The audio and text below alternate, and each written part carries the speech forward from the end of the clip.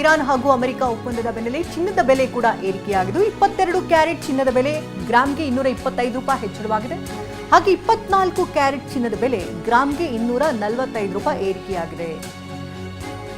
ಯುದ್ಧದ ಸಂದರ್ಭದಿಂದಾಗಿ ಚಿನ್ನದ ಬೆಲೆಯಲ್ಲೂ ಕೂಡ ನಾವು ಸಾಕಷ್ಟು ಇಳಿಕೆಯನ್ನ ಕಂಡಿದ್ವಿ. ಆದರೆ ಇದೀಗ ಏಕಾಏಕಿ ಬೆಲೆ ಏರಿಕೆಯಾಗಿದೆ. ಎಸ್ ಎಲ್ಲ ಬೆಳವಣಿಗೆ ಕುರಿತಂತೆ ಡೀಟೇಲ್ಸ್ ನೀಡ್ತಾ ಹೋಗ್ತಾರೆ ನಮ್ಮ ಪ್ರತಿನಿಧಿ ಹರೀಶ್ ಈಗ ಲೈವ್ ನಲ್ಲಿ ಜಾಯ್ನ್ ಆಗಿದ್ದಾರೆ. ಹರೀಶ್, ಇಷ್ಟು ದಿನ ಕದನ ಅದರಿಂದಾಗಿ ಜಾಗತಿಕ ಮಟ್ಟದಲ್ಲಿ ಆಗ್ತಾ ಇರುವಂತಹ ಪರಿಣಾಮ ಈ ಬಗ್ಗೆ ಮಾತನಾಡ್ತಾ ಇದ್ವಿ.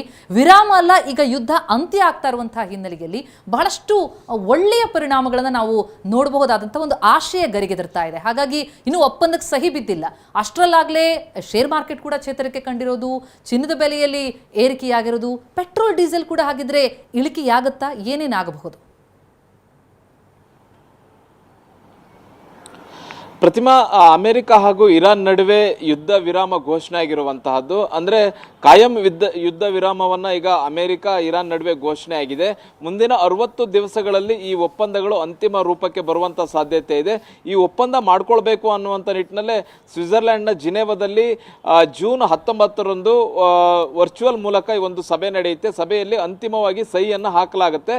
ನಂತರ ಎರಡೂ ದೇಶಗಳ ಒಪ್ಪಂದ ಮುಗಿಬೇಕು ಅಂತಂದ್ರೆ 60 ದಿವಸಗಳು ಬೇಕು ಅನ್ನುವಂಥ ನಿಟ್ಟಿನಲ್ಲಿ ಚರ್ಚೆಗಳು ಕೂಡ ಆಗಿರುವಂತಹದ್ದು. ಮುಂದೆ ಇರಾನ್ ಮೇಲೆ ಯಾವುದೇ ರೀತಿಯಾದಂಥ ದಾಳಿಯನ್ನು ಅಮೆರಿಕ ಕೂಡ ಮಾಡೋದಿಲ್ಲ.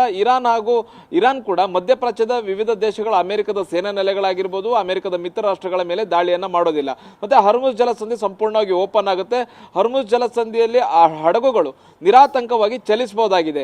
ಇಂತಹ ಸಂದರ್ಭದಲ್ಲಿ ಈ ಅಮೆರಿಕ ಹಾಗೂ ಇರಾನ್ ಏನು ಈ ಒಂದು ಯುದ್ಧ ವಿರಾಮವನ್ನ ಘೋಷಣೆಯನ್ನ ಮಾಡ್ತು, ಮತ್ತೆ ಒಪ್ಪಂದಕ್ಕೆ ಎರಡೂ ದೇಶಗಳು ಒಪ್ಕೊಂಡಿರೋದ್ರಿಂದ ಜಗತ್ತಿನ ಬಹುತೇಕ ದೇಶಗಳು ಈಗ ಇದನ್ನ ನಿರಾಳ ಪರಿಸ್ಥಿತಿ ಉದ್ಭವ ಆಗಿರುವಂತಹದ್ದು.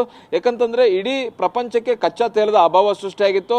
ಹರ್ಮುಜ್ ಜಲಸಂಧಿಯ ಮೂಲಕ ಯಾವುದೇ ಹಡಗುಗಳ ಸಂಚಾರಕ್ಕೆ ಅವಕಾಶ ಇಲ್ಲದೆ ಇರೋದ್ರಿಂದ ರಫ್ತು ಮಾಡೋದಾಗ್ಲಿ ಆಮದು ಮಾಡೋದಾಗ್ಲಿ ಬಹಳಷ್ಟು ಕಷ್ಟ ಆಗಿತ್ತು.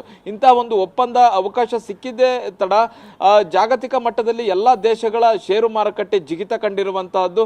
ಜಪಾನ್ ಆಗಿರ್ಬೋದು, ಆಸ್ಟ್ರೇಲಿಯಾ ಆಗಿರ್ಬೋದು, ಅಮೆರಿಕ, ಯುರೋಪ್ನ ಷೇರು ಮಾರುಕಟ್ಟೆ ಆಗಿರ್ಬೋದು, ಎಲ್ಲಾ ದೇಶಗಳ ಷೇರು ಮಾರುಕಟ್ಟೆಯಲ್ಲಿ ಜಿಗಿತ ಕಂಡಿದೆ. ಭಾರತದ ಷೇರು ಮಾರುಕಟ್ಟೆಯಲ್ಲೂ ಕೂಡ ಜಿಗಿತ ಕಂಡಿರುವಂತಹದ್ದು. ಸೆನ್ಸೆಕ್ಸ್ 1000 ಪಾಯಿಂಟ್ ನಷ್ಟು ಇವತ್ತು ಏರಿಕೆ ಕಂಡಿದೆ. ನಿಫ್ಟಿ 300 ಪಾಯಿಂಟ್ಸ್ ನಷ್ಟು ಏರಿಕೆ ಕಂಡಿರುವಂತಹದ್ದು.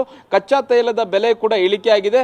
ಮುಂಬರುವಂತ ದಿನಗಳಲ್ಲಿ ಭಾರತದಲ್ಲೂ ಕೂಡ ತೈಲ ಬೆಲೆ, ಪೆಟ್ರೋಲ್ ಡೀಸೆಲ್ ಬೆಲೆ ಇಳಿಕೆ ಆಗುವಂತ ಸಾಧ್ಯತೆ ಇದೆ. ಮತ್ತೆ LPG ಬೆಲೆ ಕೂಡ ಸಾಕಷ್ಟು ಮಟ್ಟದಲ್ಲಿ ಇಳಿಕೆ ಆಗುತ್ತೆ. ಮತ್ತೆ CNG ಆಗಿರ್ಬೋದು, ಇನ್ನಿತರ ಮಧ್ಯಪ್ರಾಚ್ಯದಿಂದ ಏನೆಲ್ಲ ವಸ್ತುಗಳನ್ನು ಆಮದು ಮಾಡ್ಕೊಳ್ತಾ ಇದ್ರು, ಮತ್ತೆ ಇಲ್ಲಿಂದ ರಫ್ತು ಚಟುವಟಿಕೆಗಳು ಕೂಡ ಮತ್ತಷ್ಟು ಚೇತರಿಕೆ ಕಾಣುವಂತ ಸಾಧ್ಯತೆ ಇದೆ.